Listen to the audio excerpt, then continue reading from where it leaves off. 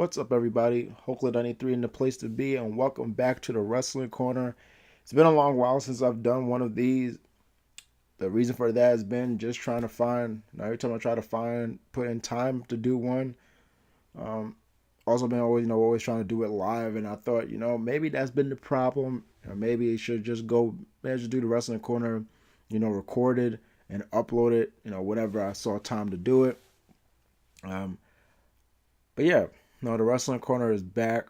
I also do have an announcement regarding the Wrestling Corner, but I'm back to do a review for TLC 2016. It's been a week since the pay-per-view has aired. I know since it's aired, it's been given nothing but overwhelming praise by fans and websites and forums. However, I happen to be in I guess you could say, the minority when it comes to this event. I didn't hate the event. I did not hate TLC 2016, but I just don't, how can I put it? I'm just not overwhelmed with praise as everybody else is. So let's dive right into, TLC 2016. As anybody that has watched the Wrestling Corner knows, I did not watch the pre-show.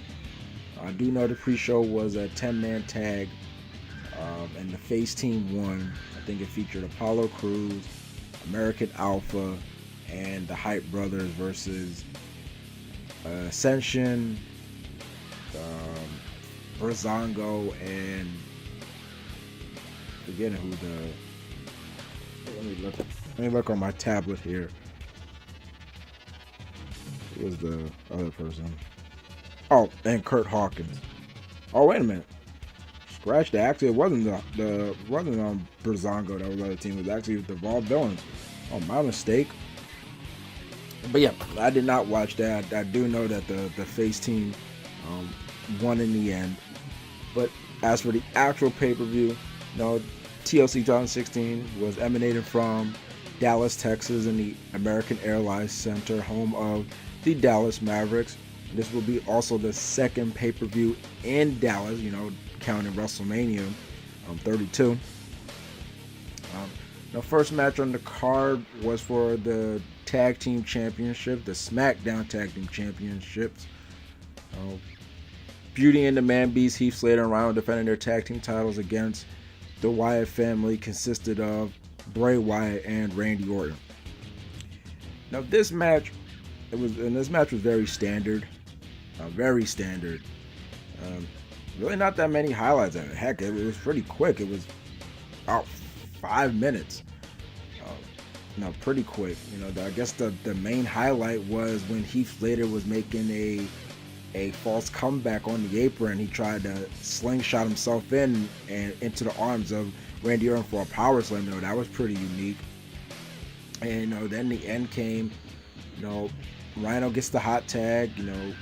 Does his thing, and when he goes to do the gore on Randy Orton on the outside, Luke Harper sacrifices himself for Randy Orton, which was pretty interesting because there has always been tension between Randy Orton and Luke ever since Orton has given himself up to the Wyatts.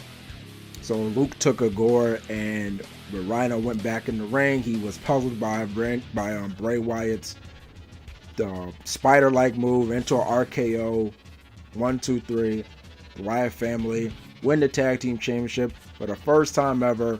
Bray Wyatt wins a championship, and I still think the standing applause that the crowd gave them after the match, it was not just so. I don't think it was for the fact that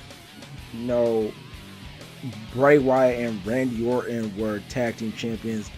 I think it was mostly Bray Wyatt holding a belt. It was more like I even think some kids were like standing up and clapping. It really felt like a more of a hey, it's good to see you. It's good to see you finally get something after being in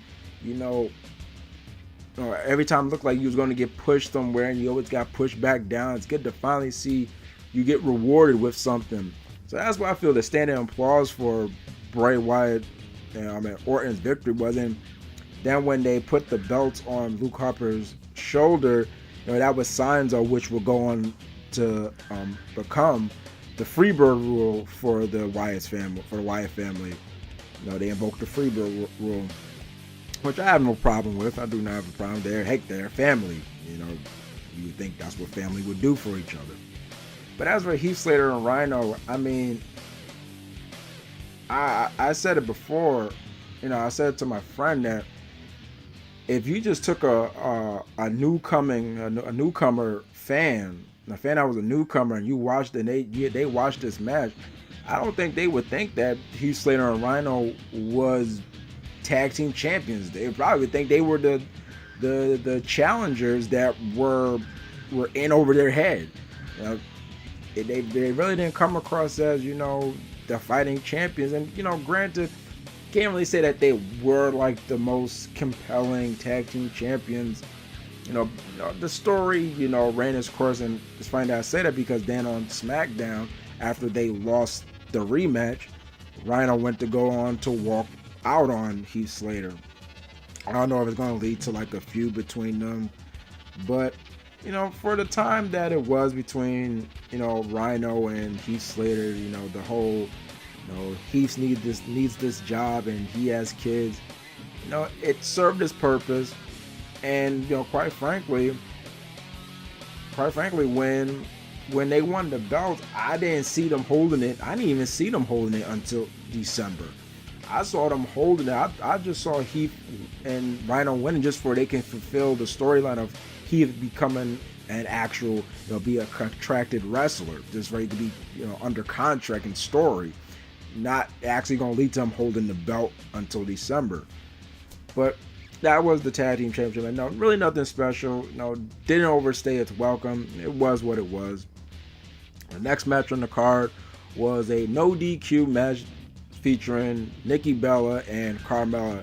I'm guessing the blow off of feud that has started since Nikki has come back. This match right here, I really didn't enjoy. I really didn't enjoy it, and this is a case of where, don't forget, this match was coming, this no DQ match between these two was coming right after Charlotte and Sasha Banks had a great Falls Count Anywhere match. So it was one of those situations where it's like, yeah, it's coming off this match. And if you're going to put two together, yeah, the Carmella and Nikki was completely, bad, compared to the Charlotte and Sasha encounter. Even though both matches included kendo sticks, but the difference was Sasha was laying in on Charlotte with those kendo sticks to the point where Charlotte, even had abrasions, on her arm, while when Carmella and Nikki used the kendo stick, you can tell they were pretty light. At one point, they were holding it by the end of the kendo stick. And I'm thinking, I think you're supposed to hold it the other way around. But even though I didn't really like the match too much, there was some highlights. I mean, like, I think the big highlight was Nikki doing her insecurity from the apron. That was pretty cool looking. But Carmella did a work on the leg. She kept doing suplexes in the ropes, which now become a pretty common thing now in wrestling.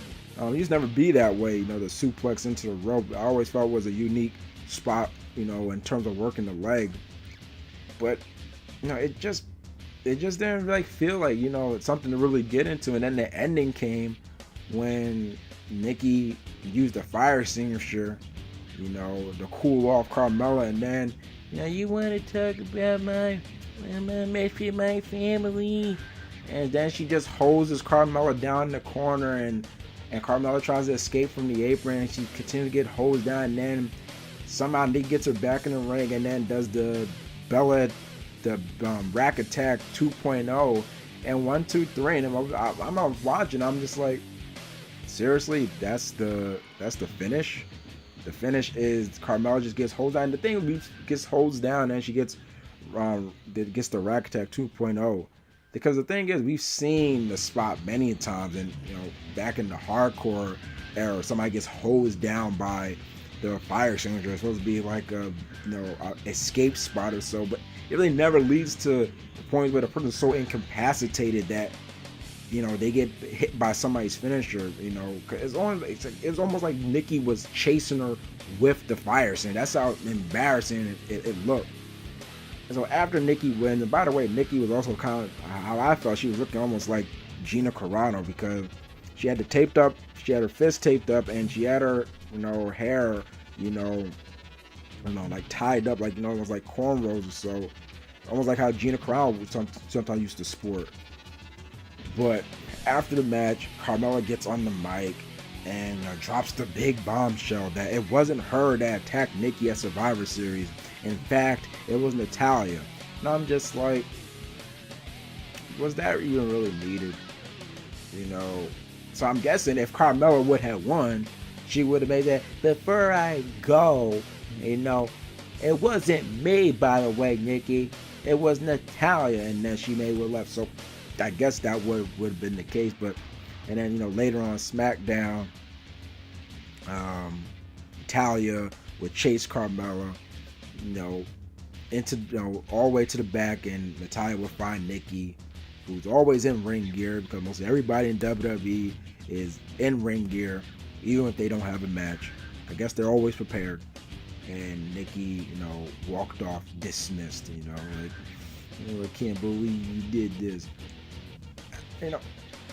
I don't think it's Natalya. I think it's too obvious. Word is that from what I heard from a friend, that word is that it's Eva Marie making her comeback, which I find funny that Eva Marie, did damage to Nikki, because I thought the only way Eva Marie can do damage is us just being in the ring. But that's another story. So yeah, that the no disqualification between Nikki and Carmella, it was just there. It was just there. Just there. Then the next match was the match that I was, other than the TLC match, I was looking forward to, and that was the ladder match for the Intercontinental Championship. The ladder match, Intercontinental Championship, goes hand in hand. That has been the case since the days of Bret Hart and Shawn Michaels, which I did like that they did bring up. That was the first ladder match WWE history, because in all actuality it was.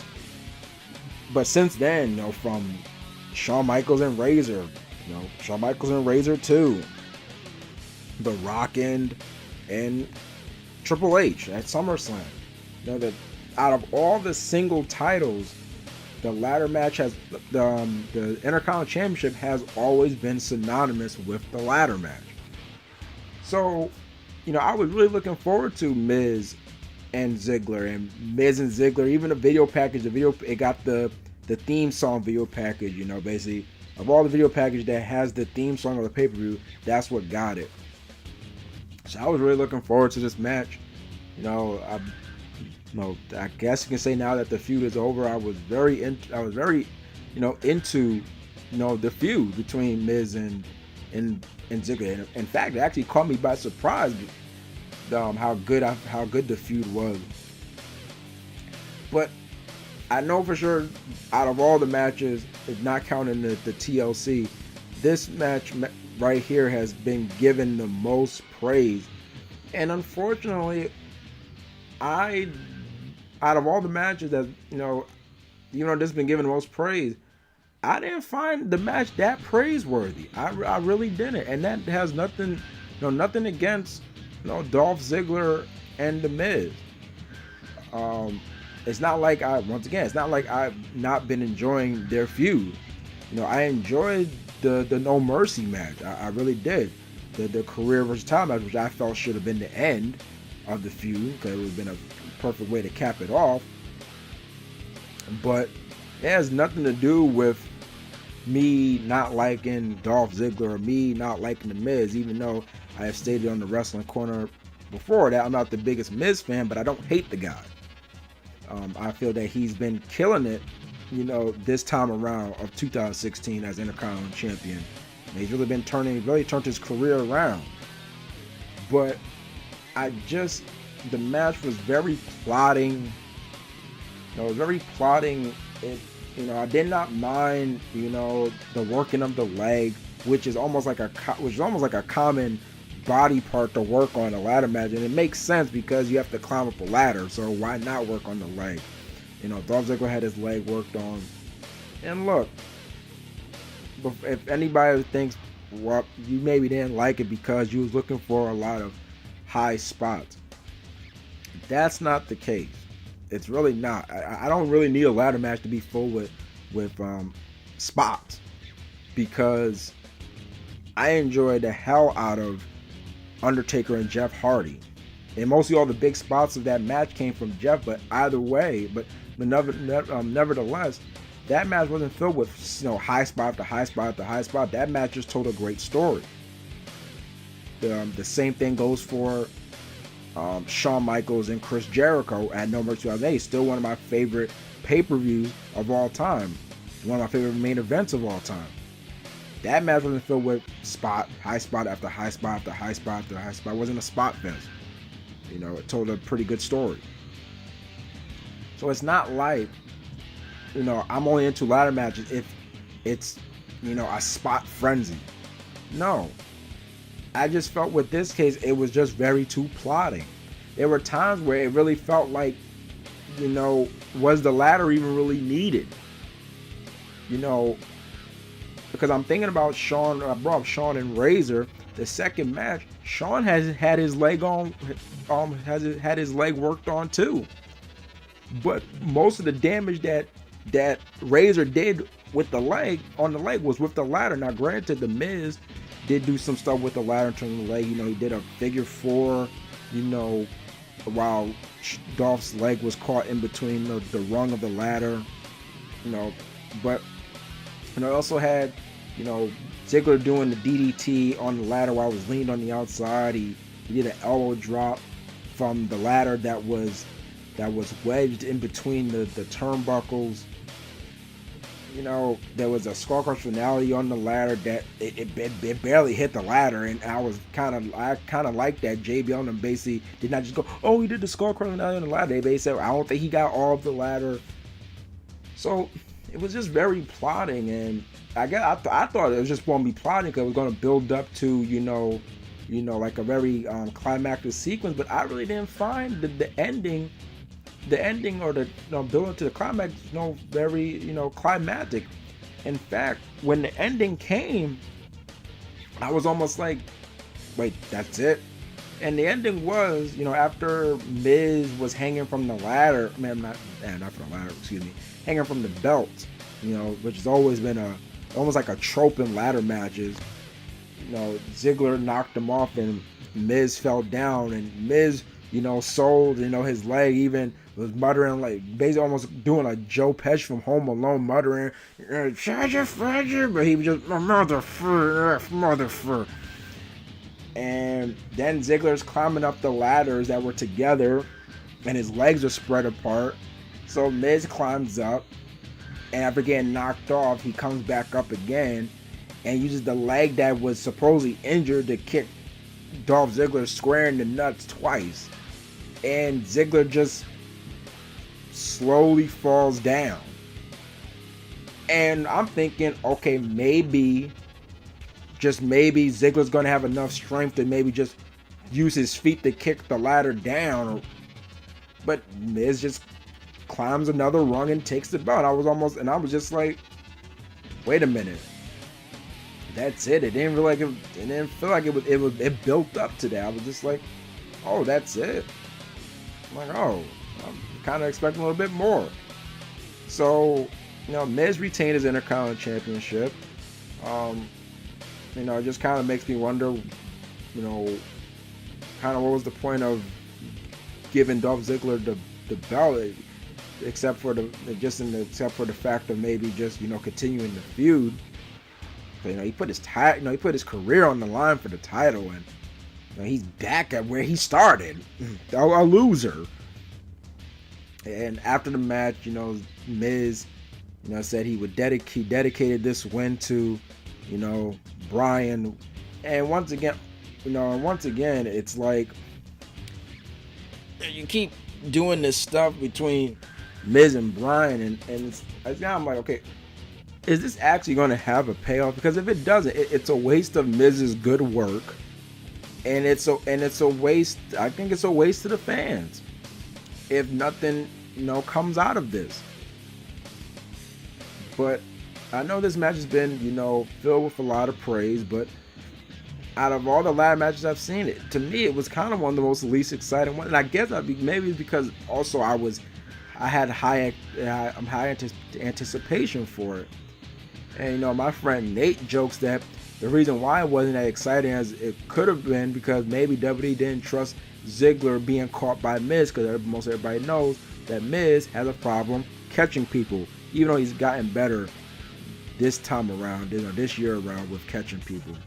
But you know, that was always the thing with Miz. Even Evan Bourne said in a shoot interview, you know, he has a problem catching people. Just ask R-Truth. But yeah, that was the Intercontinental Championship match. Now the next match in the card, which I did not have that much anticipation for or expectations for, because you know, mostly just A. It's really not B. Mostly A because the match, and that was the chairs match between Kalisto and Baron Corbin. The chairs match is a stipulation that I just find just pretty dumb. You know, I understand when they started TLC as a gimmick pay-per-view, you know, they wanted to find a way to incorporate everything. That'd be a tables match, that'd be a ladders match, of course TLC. So let's make a chairs match. And you know, it's just, you know, we get the stipulation of a tables match, you gotta put somebody through a table. We get the stipulation of a ladder match, you have to climb up and retrieve what's ever up there. The chairs match, this is my thing with the chairs match. The only thing with the chairs match is that, okay, chairs are the only thing that are illegal. I mean, they're the only things that are legal in terms of weapons. So basically, you can go through a chairs match without using a chair. You know, you can basically do that. You can go through a chairs match without using a chair at all. You know, it's really not all that of a difference. It doesn't really have to come into play in the match. But that's just a little rant on the chairs match. But I will admit, like I said before, you know, I didn't have any high expectations for this match between Baron Corbin and Cleveland for the chairs match because of the stipulation. But gosh dang it, they put on one hell of a match. To me, this is when I started really getting into the pay-per-view, because up until then I was just like, you know, this is kind of tame. But then once I got to the chairs match, I'm watching, I'm just like, whoa, this is way better than I first said. It was way better than it had any right to be. Then I'm just saying this is just way better than I thought it would be. Kalisto and Baron Corbin, you know, I don't know, most time in wrestling, I guess, you know, most time in wrestling, because I've been to a house show before, so most time at house shows, you know, they have matches there, I guess, you know, most time I guess to test, see if they have chemistry in the ring or so. So I don't know if that was the case, you know, maybe in the house shows, Baron Corbin and Kalisto had some matches to test their chemistry. But man, they really had chemistry in this match, and they really actually made me actually care about the stipulation of the chairs match, because most every big thing they did was incorporate with a chair. You know, from Kalisto doing a flying seated senton, you know, on Corbin through a whole row of chairs. I mean, and it wasn't like Corbin just let Kalisto fall and he just fell. No, Corbin actually jumped onto the ladder. Actually took up the bump even worse. No, big kudos to Corbin, man, because Corbin and Kalisto, they both wore scars in this match. I think Kalisto had like almost like a cut on his back. Also, it's pretty unique that Kalisto donned some new attire, and I was saying to my friends in the chat on Facebook that, hey, isn't that what Kalisto used to wear when he was in the Independents? I believe so. He used to wear like the shorts, but you know, even the spot when Kalisto went for a suicide dive after Corbin kept getting away, he went for the suicide dive and Corbin caught him with the deep six in midair on the floor, and it wasn't like You can tell that Corbin was holding back. It was like almost, in one fluid motion he did it. And, it was just way better than one might say it had any right to be, or it was where I thought it would have been. And then the ending came. No, also I've got Kalisto did a moonsault knee drop while the chair was on Corbin. And then the ending came. Kalisto dove. Since he didn't do anything, he basically was doing the flying nothing. He didn't even strike a pose that he was going to do something. And he gets clobbered in the head by Baron Corbin. And I'm just thinking to myself, oh shit, oh sugar honey iced tea. But also I'm thinking, then how are chair shots to the head are banned when that was clearly a chair shot to the head? The only thing Baron did was just hold the chair up and just ram it into Kalisto's head. That still counts as a chair shot to the head. So I'm thinking, you allow that, but you don't allow, chair shots to the head, period. Unprotected or protected. Kalisto was able to protect himself, but it sure did a number on him to the point where he got, the end of days on a stack on a pile of chairs. And Baron Corbin got the 1, 2, 3. A very impressive match, especially for the stipulation that I'm really not a fan of the chairs match. Maybe if you get more chairs matches like that, maybe, even though, I don't know, I'm not going to even go that far. Oh yeah, keep the chairs match, but damn good stuff from Baron Corbin and Kalisto. Damn good stuff. They even followed up on SmackDown. It wasn't as intense as the chairs match, but those two have good chemistry. Good Dave versus Goliath. Chemistry between those two. The next match on the card would be the tables match for the SmackDown Women's Championship. Becky Lynch defending her championship against Alexa Bliss. Once again, just like the Miz and Ziggler match, I'm not gonna say I had high anticipation or high expectations, but because I've been a fan of the Becky and Alexa feud, been a fan of it, especially Alexa's work. Alexa's mic work and getting people selling this feud. It's been great. So I was really into and I enjoyed their Glag. So yeah, that's it. It's Glaxo. Yeah, that's how you pronounce the dang in Scotland. I don't want to butcher Scotland, one of their places. But yeah, when they had that match on SmackDown, it was a great match, a really good match, which ended in controversy, of course. But the match itself, from my ear was, what I saw on Wikipedia and even when I was listening to Solar Monster, it said it was 15 minutes, and I think that was. There we go. No, let me go back. It's Glasgow. See, I was saying Glaxo. I was switching the S and the G. So it's Glasgow. But anyway. Never mind that botch. It was 15 minutes, and watching the match. For the first. Probably gotta say the first 5 to 10, it was pretty, like a vacuum. It was, it was really, draining, and which is sad because I'm into Becky and I'm into Alexa. I've been into their work, and in terms of, I've always been a supporter of women in wrestling. In fact, I've always said when it comes to independence, I'm more focused or more spectating what's going on in the women's scene of independence than the male scene. So, I've always been a fan of, women in wrestling. So, and that doesn't mean to go say that I support every woman in wrestling, because of course there've been bad women in wrestling, like, Eva Marie and Dana Brooke and etc., etc.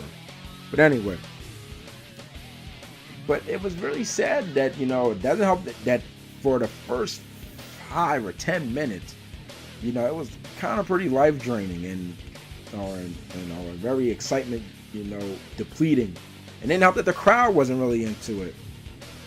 And a part of it feels that I don't want to place blame on just Alexa. I don't, because I think that will, think some people, I might think that would be unfair, and some people would. But I think one problem with this being a tables match, with not the fact that it was a tables match, but the fact that, let's look at Alexa Bliss's offense. Alexa Bliss's offense is mostly keeping her opponent at her level, since she's short, and I'm a short person too. I don't think I'm that much taller than Alexa Bliss. I could be like 3 inches or 4 inches taller than her. It's not saying much, but she really doesn't have lift up move, because she's always most time the smaller competitor. So I was just thinking, most of her moveset is not going to be threatening to putting Becky through a table, unless it's the Twisted Bliss. But the insult to injury, her knee drop, and then the back flip knee drop, and she's only going to maybe put Becky through a table with that, unless she does it from the top rope or something, while Becky had the suplex and so. But it wasn't really like Becky really did a lot of suplex near the table. One thing I did like about the match was, and starting to see this more often in table match, where the wrestlers are actually flipping the table over when they're when they're in position to almost get slammed through. I've been liking that lately in table matches. It's actually a pretty good sense of psychology. I remember, I think it was in the 3 stages of hell match between John Cena and Ryback. Ryback did the same thing. He was going to get FU'd, and he flipped the table over. And I was like, okay, that's actually smart. But it was not really until Becky got her comeback going that they really started getting, I really started getting into the match. And I remember Alexa doing a mean DDT on the table, and it wasn't on the wooden part, it was on the part underneath where all the metal beams are. And they were both out, and I had to agree with my friend Nate when he said, I don't know who got the worst of that, because Alexa's whole back and head crashed down the metal beam, and so did Becky. So it was like, okay, who really got the worst of that? And that was pretty nice. It was pretty cool when Becky did the disarmer, while she had Alexa's arm between the metal legs, and she did disarmer. Once again, it's like, it's a tables match. If it was a Falls Count Anywhere match or some hardcore match, that may would have been the finish right there, which would have maybe been cool. But it was a tables match, so it was like, that's cool, but it's really not going to make a hill of beans for the match. And then it came where both were on the outside, and they're fighting off, and Becky knocks Alexa off, but then when she goes for a kick, Alexa dodges it, and bam, powerbomb through the table. Alexa is crowned the new SmackDown Women's Champion. And at first I was a little bit stunned, because I was just thinking, okay, they did the controversial finish in Glasgow. But I'm just thinking to myself, okay, that was probably just to keep the feud going. And in the tables match, Becky's gonna win. And not only that, because during the feud, during the build to the tables match, Alexa kept getting the drop on Becky. Heck, on the SmackDown before TLC, it was Becky that took the table bump. And most everybody knows in wrestling, the common trope is that whoever gets the victory, so to speak, on the go home show, odds are if they're staying tall at the go home show, they're losing. They're losing at the pay-per-view. Which has always been the case for some reason. But that wasn't the case here.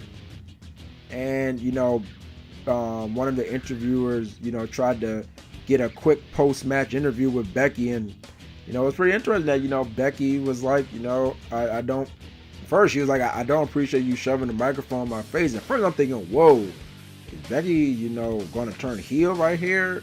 But she was just like, I'm just very upset with myself. It has nothing to do with you, but I'm just very upset with myself. And I don't feel like talking. I'm just like, oh, I'm like, whoa. Which was pretty interesting because, and it's funny because I watched Soul Monster's latest, podcast, and he was talking about how most wrestlers, the most faces when they lose the championship, no matter if it's by screw jobs, especially specifically John Cena.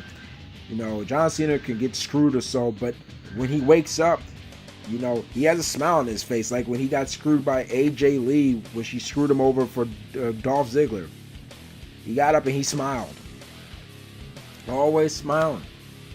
Comes out smiling after getting screwed. And it's just like, didn't you just get screwed? Didn't you just lose? Shouldn't you be kind of a little bit upset? And I did kind of appreciate that with Becky. And she was still upset when she came to crash Alexa's celebration. She was still upset. The fact that, Alexa, who, has been, cursing her name and cursing her reign and has been getting a drop on her, actually won. If you're somebody like Becky and that's been going on, like if the person has been attacking you at every turn, when you finally get your hands on them and they come out and the winner in the end, you're gonna be upset. Like, what the hell? Like, how the hell that happened? Like, I've been waiting for this whole time and I still lose.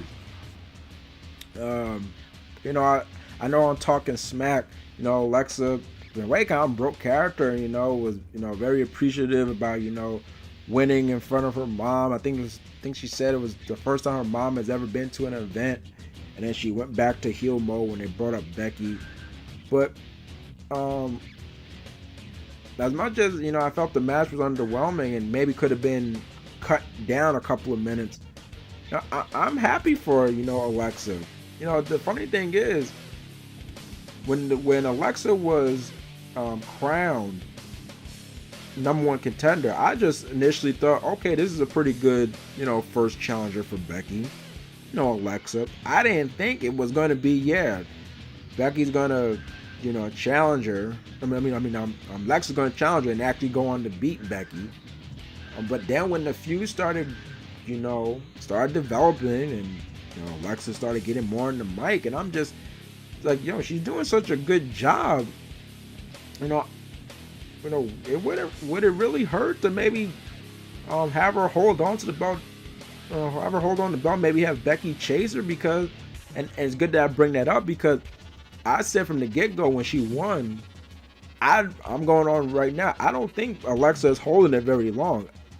Unfortunately for any Alexa Bliss fan, I could be wrong. I'm not saying I would like for her to be, a quick champion, but I don't think Alexa's holding it long. I think she's going to drop it back to Becky, either before or after Rumble.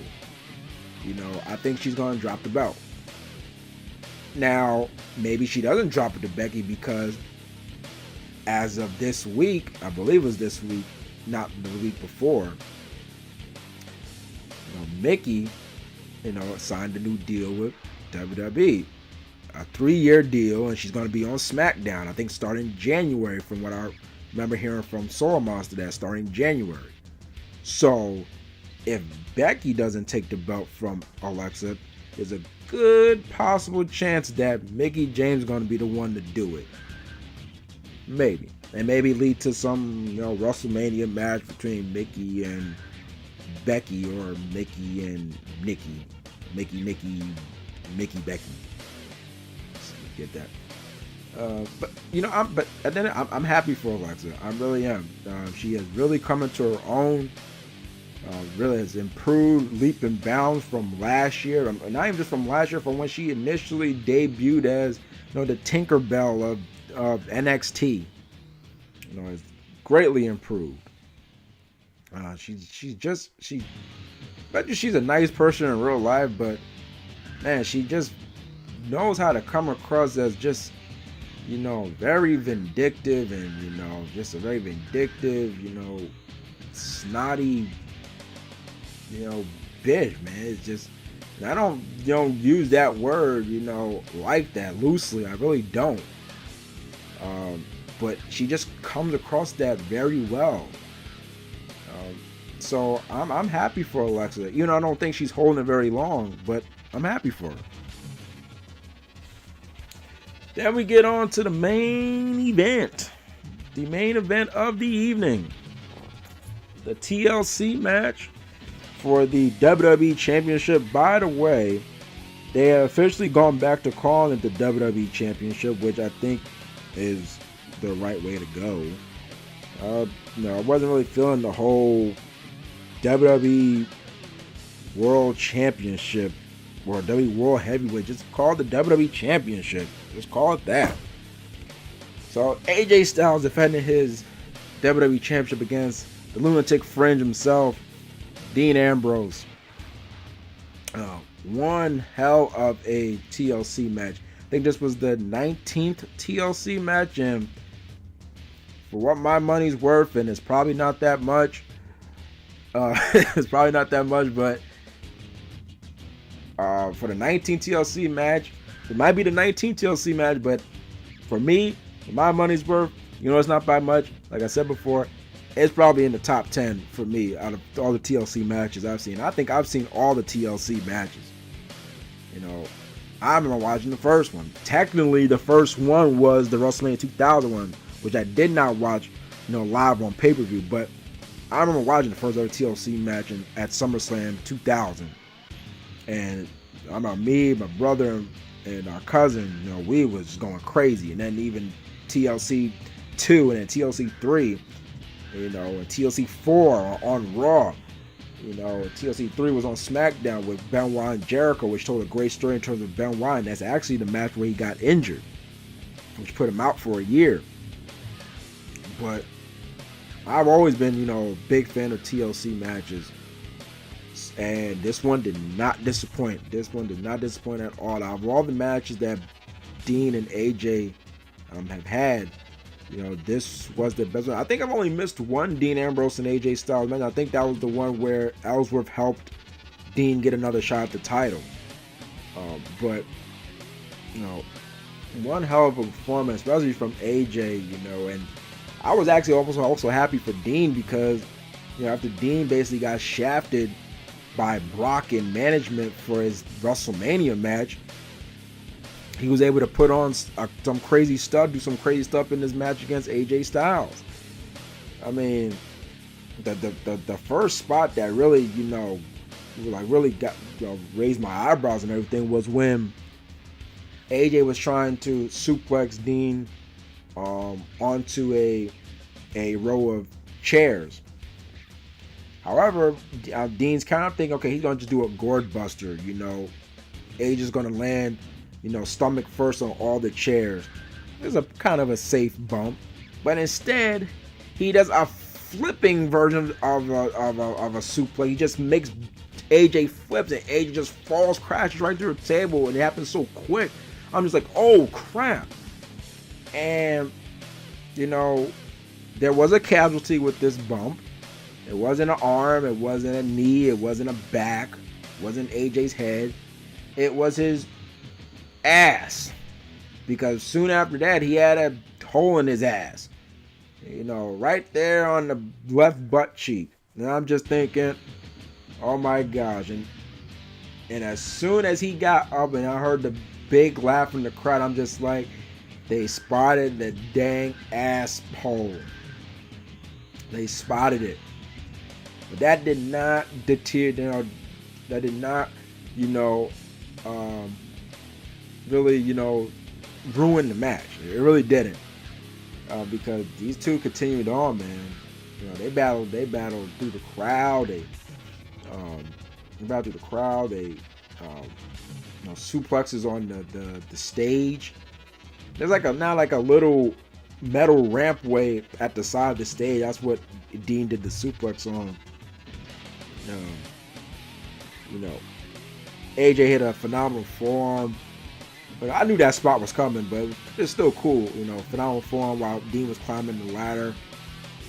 Also a crazy spot. Where Dean actually set the ladder on top of the announcer's table. Now here's the funny thing about that spot. When that spot happened, I'm thinking to myself, I had done that, or not just me, but I bet you anybody that had played the SmackDown game, especially the SmackDown versus Raw and Here Comes the Pain, you could do that.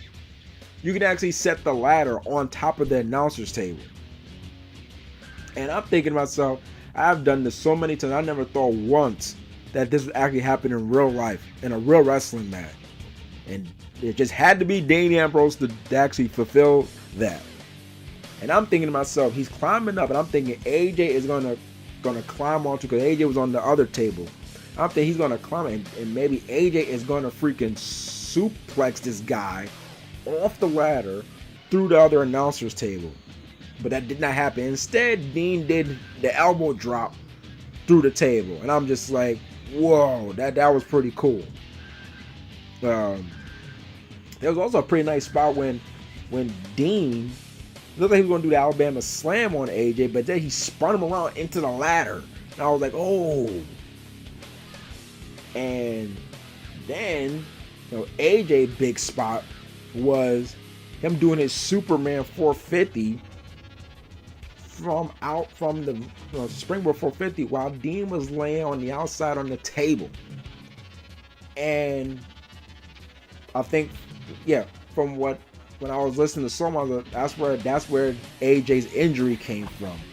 His ankle injury. Because if you saw on SmackDown, he had a walking boot on. But that spot was freaking amazing, and AJ had done that before.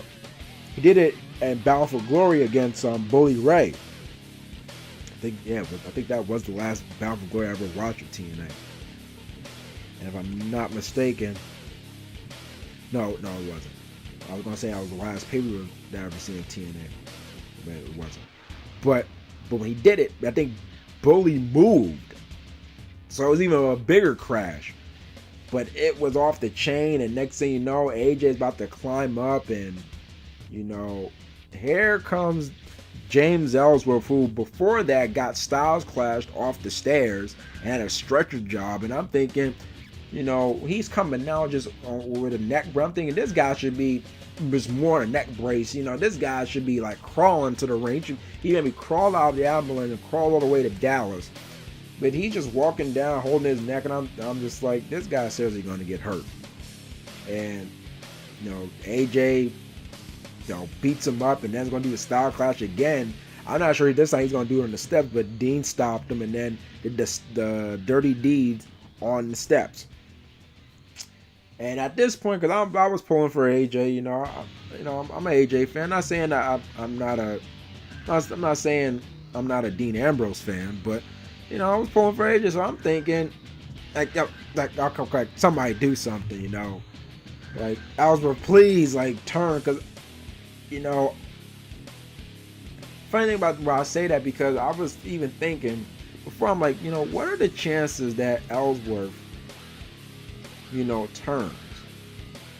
That maybe he comes to the realization that all of the pain and the punishment that he's taken over, this feud has been because of Dean Ambrose.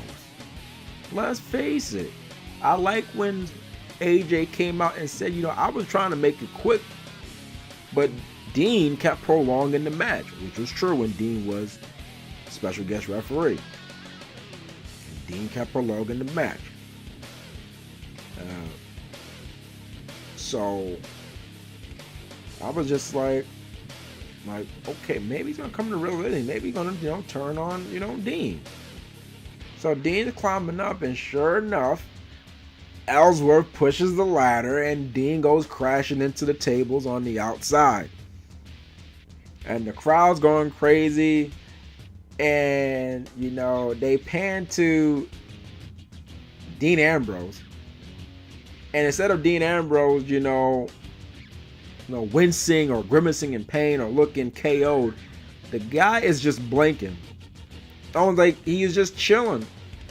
My friend the next day was like, yeah, what was up with Dean Ambrose? Just looked like he was just chilling in the debris. It looked like he was just chilling. He just blink. And I'm just thinking, I'm not sure if Dean expected expected the camera to be on him right away. But at the same time, it's like, that's always been the case. Somebody goes through the table, they quickly cut to the person that just went through. And this Dean is just blinking. It looked like it didn't even faze him. So I'm thinking, is Dean just about to just, that was a good nap. I was resting with my eyes open. I'm going to climb up. But that wasn't the case. AJ climbs up and retrieves the belt. But then when they pan back to Dean, his eyes are closed and he's laid down. I'm just like, okay, that was just completely odd.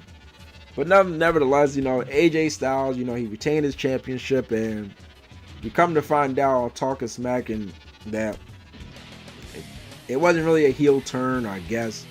Ellsworth did it because this guy really felt, in his delusional mind that he had AJ Styles almost like all his wins. He's almost like he just showing how delusional he is, that now that his character's become, that he feels that all of his victories was all him. It had nothing to do with Dean Ambrose.